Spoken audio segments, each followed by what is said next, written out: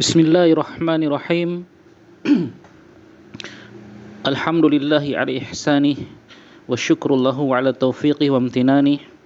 Ashhadu an la ilaha illallah wahdahu la syarika lah ta'ziman li sya'nih wa ashhadu anna Muhammadan abduhu wa rasuluh ad-da'iya ila ridwanih wa sallallahu alaihi wa ala alihi wa sahbihi wa ikhwanih. Alhamdulillah, kita bertemu lagi dalam pembelajaran atau murajaah kita terhadap pelajaran bahasa Arab Nahwu yang kita ambilkan dari kitab Al-Muyassar fi Ilmi Nahwi.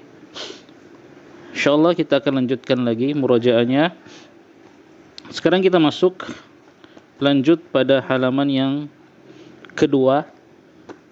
Ya, silakan dilihat di kitabnya masing-masing.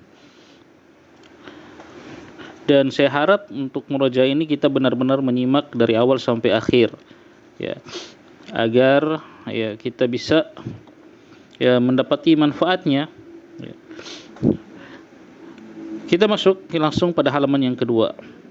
Lihat di situ berkata penulis rahimallahu taala, anwa'ul kalimati. Anwa'ul kalimati. Anwa'u macam-macam, al-kalimah kalimat. Ya, kemarin sudah kita sebutkan makna al-kalimah, itu al-kalimah artinya kata. Ya, al-kalimah artinya kata dalam bahasa Indonesia. Itu satu lafaz yang memiliki makna. Nah, sekarang pembagiannya, ya. Anwa' pembagian al-kalimah, macam-macam kalimat. Dalam ilmu nahwu, kalimat itu atau kata itu dibagi tiga. Yang pertama ismun, yang kedua fi'lun, yang ketiga harfun. Apa itu ismun? Apa itu fi'lun? Apa itu harfun? Mari kita bahas.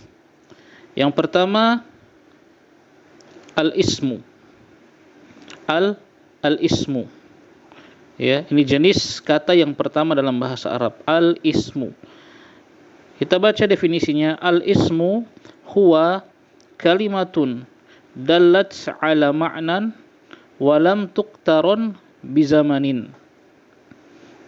Al-ismu, isim, huwa dia adalah kalimatun, suatu kata, dalat yang menunjukkan, ala atas, maknan suatu makna, walam dan tidak, tuqtaron, ya, walam dan tidak tuqtaron berkaitan, tidak berhubungan, bizamanin dengan waktu. Jadi isim adalah suatu kata yang menunjukkan suatu makna dan tidak ada kaitannya dengan waktu.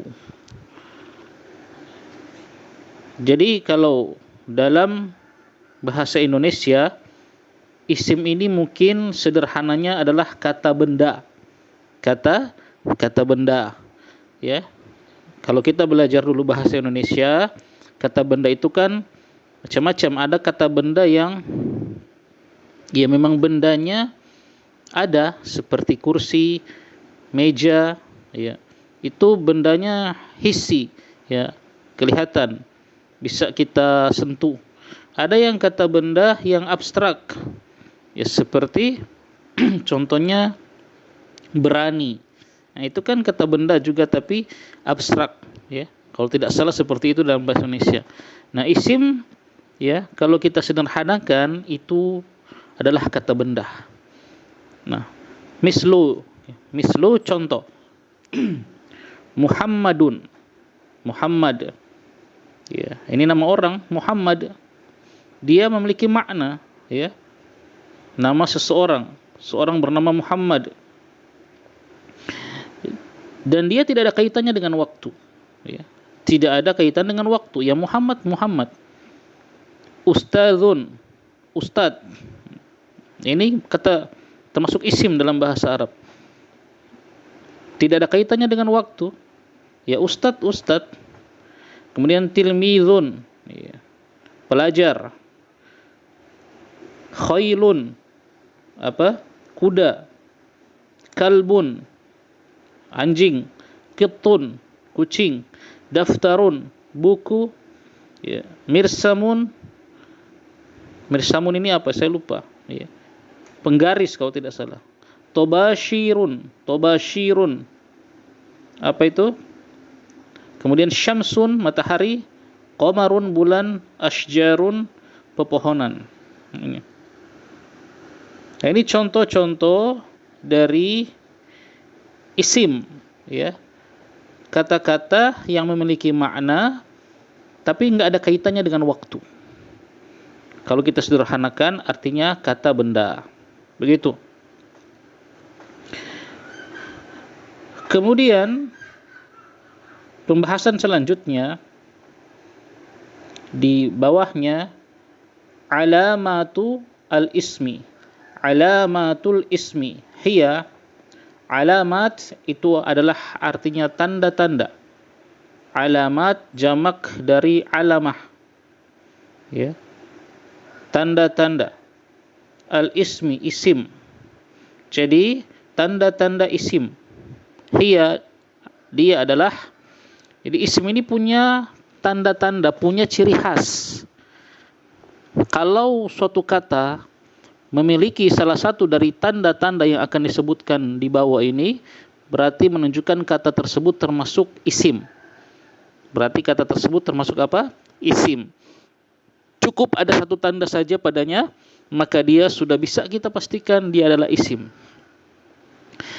Tanda yang pertama, yang nomor 1, al-khafdu, atau ya bisa kita katakan dalam istilah yang lain jer. Ya, dijer atau dikasrah. Mislu, contoh, bismillahirrahmanirrahim. Lihat kata bismi, ya. Kata bismi itu kan dari kata ismi, ya. Kemudian didahului oleh huruf ba. Maka kata ismi ini bisa kita katakan, bisa kita pastikan isim. Kenapa? Karena dijer, dikasrah. Kemudian kata Allahi. Nah, lafzu jalalah Allahi itu juga bisa kita pastikan termasuk dari isim karena dia bisa dikasrah. Ar-Rahmani ini juga isim karena dikasrah, ya. Ar-Rahimi ini juga bisa kita pastikan isim karena dikasrah. Ya, ini tanda yang pertama. Jadi kalau antuna menemukan satu kata yang dia bisa dikasrah, maka bisa dipastikan itu adalah isim. Kemudian tanda yang kedua at-tanwinu. Tanwin, bisa ditanwin, ya. Tanwin itu bunyi nun sukun di akhir kalimat atau di akhir kata, tapi tidak ada tulisannya, ya, tidak ada tulisannya, tapi bunyinya nun sukun, begitu, atau an atau in, itu tanwin. Nah, kalau kata itu bisa ditanwin, berarti bisa dipastikan dia isim. Mislu, contoh, rojulun. Lihat, rojulun tanwin kan, lun, rojulun, maka dia adalah isim. Imro'atun. Ini saya tidak terjemahkan lagi karena sudah lewat, ya, di kelas penterjemahannya. Imro'atun, ya, itu juga isim karena ditanwin. Waladun, itu juga bisa kita pastikan dia isim. Kenapa? Karena ada tandanya, itu ditanwin. Bintun, itu juga bisa kita pastikan dia adalah isim karena ditanwin. Kemudian tanda yang ketiga, al-alifu wal-lamu. Alif lam bisa dimasuki atau didahului oleh alif lam, ya, alif lam. Jadi kalau ada kata dalam bahasa Arab terus di awalnya ada ada alif lam yang kita kenal dengan nama alif lam syamsiyah dan alif lam al-qamariyah, itu berarti bisa kita pastikan kata tersebut isim. Walaupun kita nggak tahu artinya, tapi kalau kita lihat ada alif lam, kita bisa pastikan, oh ini pasti isim. Nah, itulah manfaatnya kita mengetahui tanda-tanda isim. Kita nggak tahu artinya, tapi kita lihat ada tandanya. Contoh al-ustadzu. Al-ustadzu itu diawali dengan alif lam, maka kita pastikan dia isim. Al-ustadzatu, ustadzah. Ini juga isim, ada alif lam. At-talibu. Ini juga isim, ada alif lamnya di awal. Kemudian yang keempat, huruful jarri. Tanda isim yang keempat, huruful jarri. Huruf jar. Maksudnya apa? Bisa didahului oleh huruf jar. Jadi kalau ada suatu kata, ya, suatu kalimah yang sebelum dia ada huruf jar, maka kita bisa pastikan kata tersebut adalah isim. Contoh mislu min. Nah, itu huruf jar min. Ya. Min di situ salah satu contoh huruf jar. Ya.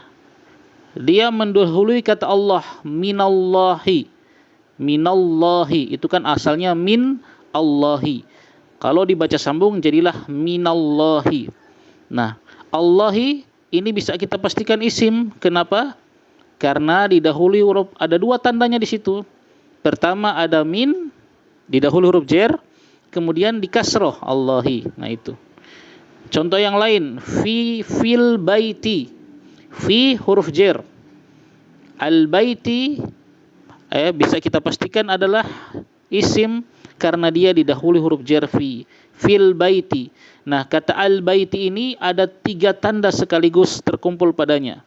Siapa yang tahu? Ya, ada 3. Yang pertama huruf jar fi, kemudian ada al baiti, kemudian dikasroh huruf terakhirnya. Ya, berarti ada 3 tanda.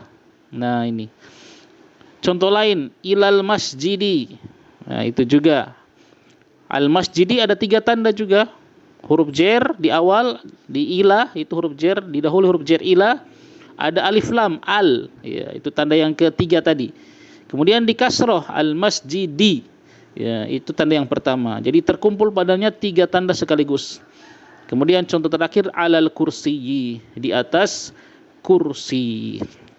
Nah, ini tanda-tanda isim dan kita harus hafal di luar kepala.